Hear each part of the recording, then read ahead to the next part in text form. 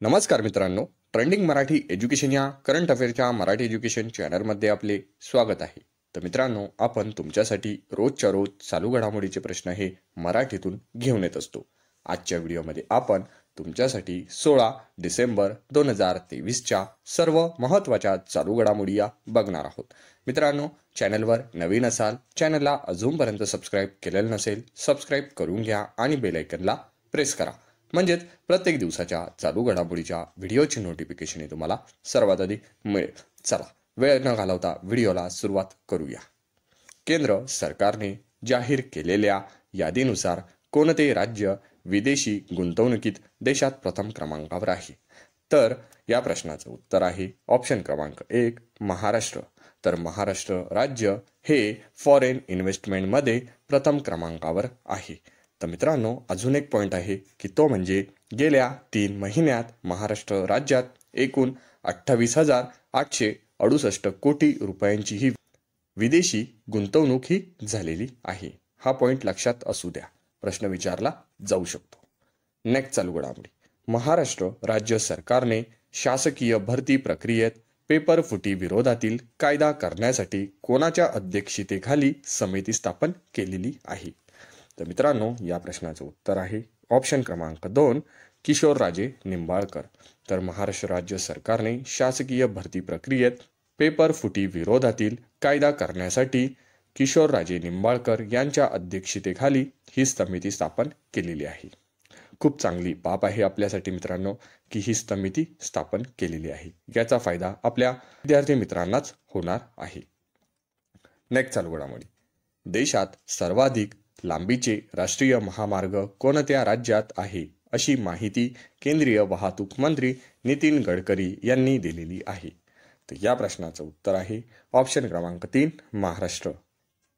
तर देशात सर्वाधिक लांबीचे राष्ट्रीय महामार्ग हे आपल्या महाराष्ट्र या राज्यात आहे.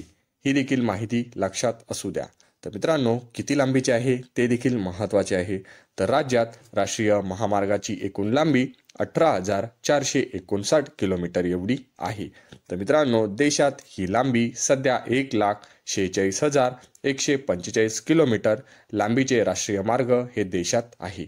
हा देखील पॉईंट लक्षात असू द्या. नेक्स्ट चालू घडामोडी. कोणत्या वाहन उत्पादक कंपनीने सौर ऊर्जेवर चालणारे देशातील पहिले अल्ट्रा फास्ट चार्जिंग स्टेशन उभारलेले आहे? तर या प्रश्नाचं उत्तर आहे ऑप्शन क्रमांक 4 ऑडी. तर ऑडी कंपनीने वाहन उत्पादन कंपनी ही ऑडी आहे. या ऑडी कंपनीने सौर ऊर्जेवर चालणारे देशातील पहिले अल्ट्रा फास्ट चार्जिंग स्टेशन हे उभारलेले आहे.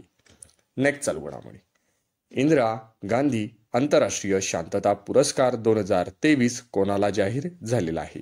तर या प्रश्नाचं उत्तर आहे ऑप्शन क्रमांक 1 डॅनियल बरमबोईम व अली अल्वात यांना इंदिरा गांधी आंतरराष्ट्रीय शांतता पुरस्कार 2023 हा जाहीर झालेला आहे.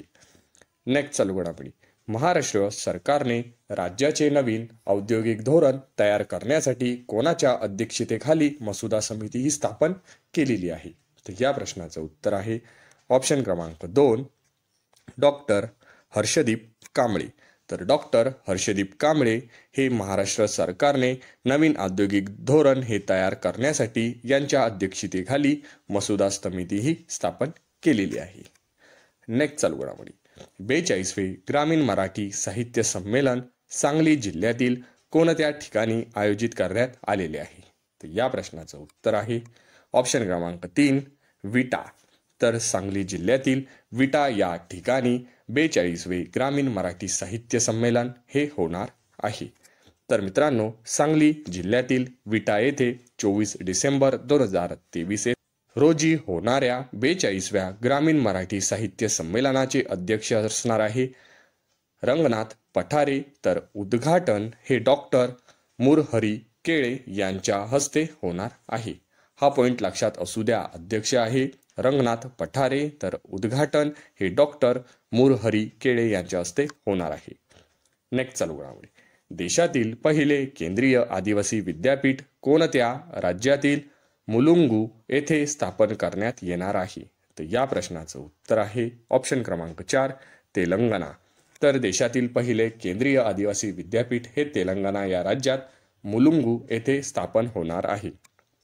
तर तेलंगणा राज्यात होणाऱ्या पहिल्या केंद्रीय आदिवासी विद्यापीठाचे नामकरण समस्का सरस्का आदिवासी विद्यापीठ असे करण्यात आलेले आहे. विद्यापीठाचे नाव हे लक्षात असू द्या. नेक्स्ट चालू घडामोडी.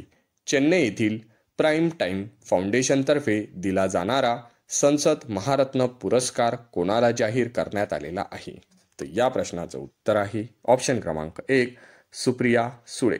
तर खासदार सुप्रिया सुळे यांना चेन्नई येथील प्राईम टाइम्स फाउंडेशनतर्फे दिला जाणारा संसद महारत्न पुरस्कार हा जाहीर झालेला आहे. तर चेन्नई येथे प्राईम टाइम्स फाउंडेशनतर्फे दिला जाणारा संसद महारत्न पुरस्कार हा खासदार सुप्रिया सुळे यांना दुसऱ्यांदा जाहीर झालेला आहे. हा पॉईंट लक्षात असू द्या की हा पुरस्कार खासदार सुप्रिया सुळे यांना दुसऱ्यांदा जाहीर झालेला आहे. तर चेन्नई येथील प्राईम टाइम्स फाउंडेशनतर्फे संसद महारत्न पुरस्कार हा पुरस्कार दर 5 वर्षांनी दिला जातो. हा देखील पॉईंट लक्षात असू द्या. नेक्स्ट चालू घडामोडी. विजय दिवस हा कधी साजरा करण्यात येतो? तर मित्रांनो, विजय दिवस हा आपण ऑप्शन क्रमांक 2 16 डिसेंबर या दिवशी साजरा करत असतो. तर मित्रांनो, हा विजय दिवस आपण का साजरा करतो? तर याचं उत्तर आहे की बांगलादेशाच्या मुक्तीसाठी भारतीय सैन्याकडून 1971 रोजी पाकिस्तानवर भारतीय सैन्याने ऐतिहासिक विजय हा मिळवल्याने प्रत्येक वर्षी 16 डिसेंबर हा आपण विजय दिवस साजरा करत असतो. हा पॉईंट लक्षात असू द्या. तर मित्रांनो, आपण डिसेंबर महिन्याचे दिनविशेष देखील बघून घेऊया, कारण डिसेंबर महिन्याच्या दिनविशेषावर प्रश्न हा प्रत्येक पेपरमध्ये असतोच. त्यामुळे डिसेंबर महिन्याचे दिनविशेष देखील महत्त्वाचे आहे. तर चला आपण डिसेंबर महिन्याचे दिनविशेष बघून घेऊया. 1 डिसेंबरला असतो एड्स प्रतिबंधक दिन.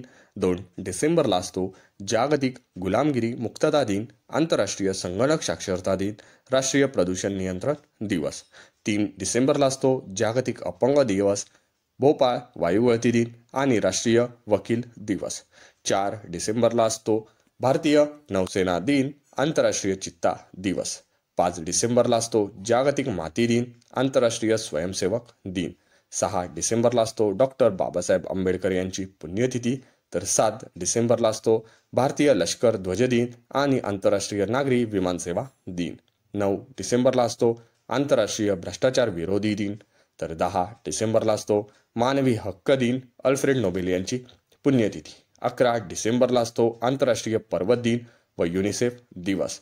12 डिसेंबरला असतो स्वदेशी दिन आणि हुतात्मा बाबू गेनू शहीद दिन. तर 14 डिसेंबरला असतो राष्ट्रीय ऊर्जा संवर्धन दिवस. तर 15 डिसेंबरला असतो आंतरराष्ट्रीय चहा दिन. 16 डिसेंबरला असतो विजय दिवस. 18 डिसेंबरला असतो आंतरराष्ट्रीय स्थलांतरित दिन. 19 डिसेंबरला असतो गोवा मुक्ती दिन.